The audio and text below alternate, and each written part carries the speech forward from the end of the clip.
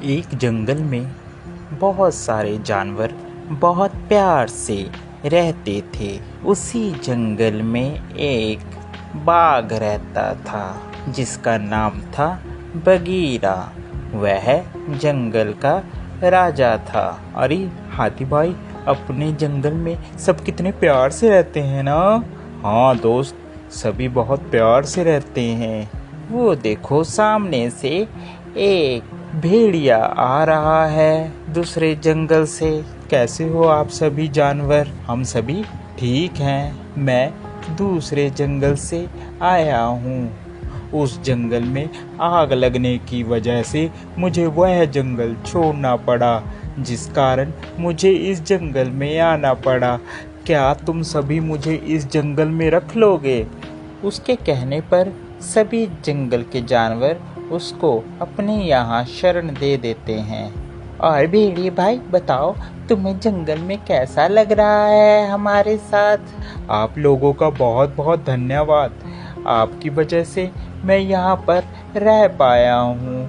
आप बहुत अच्छे हैं सभी। इतना कहकर वह वहाँ से चला गया।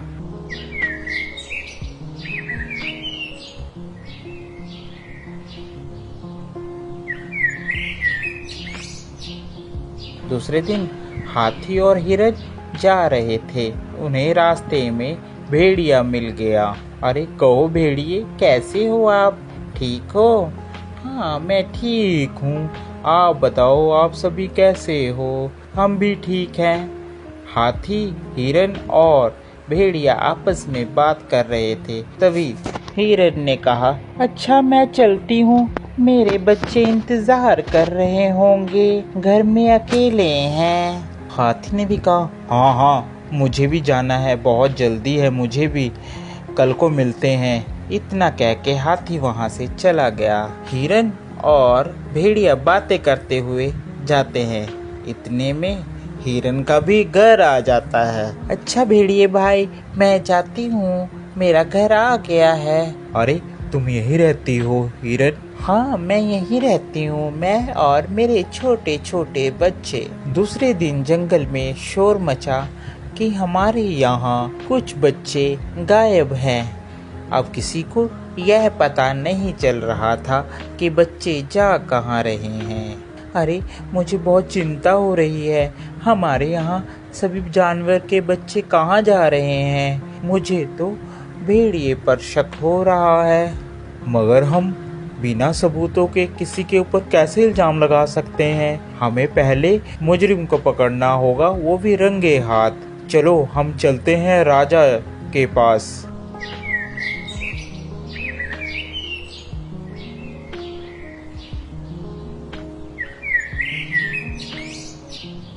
सभी बगीरा के पास जाते हैं और बगीरा से अपनी अपनी बात कहते हैं। अरे ऐसे किसी पर इल्जाम लगाना गलत बात है।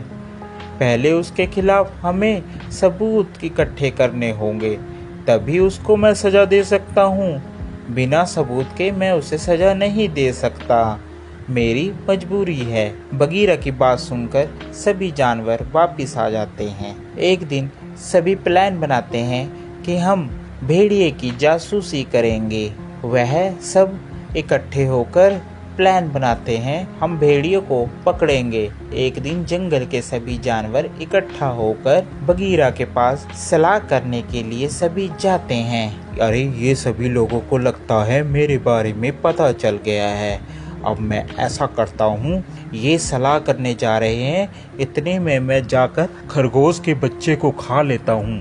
खरगोश का बच्चा अकेला ही होगा, जाता हूँ मैं उसके पास। इतना कहकर वह खरगोश की गुफा में चला जाता है। सभी ने प्लान बना रखा था कि हम लोग अपनी अपनी गुफा छोड़ देंगे और किसी एक को भेड़िए की निगरानी में लगाए रखेंगे।